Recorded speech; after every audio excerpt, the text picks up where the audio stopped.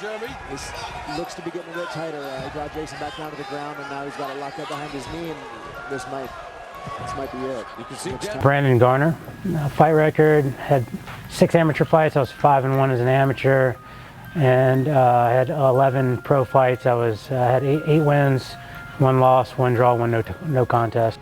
When else in my life will I have a chance to get cornered by Hoist and fight in Kazakhstan? Cool.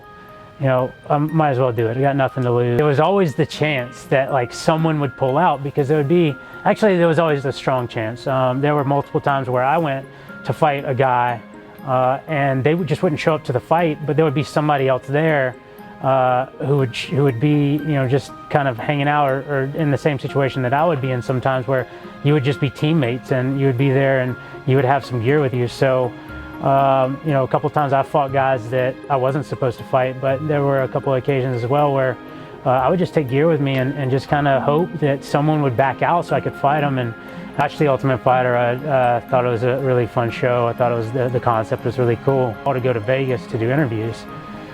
Went out, did the interviews, and surprisingly they called me and they said they wanted me on the show. So yeah, that was kind of, you know, it was how it evolved. It just, everyone talked me into it, and I was shocked when I got the call. I thought I'd be the last person that they would pick. And then unfortunately, the day after I got the call, I started really ramping up to train for the fight, and I tore my hamstring.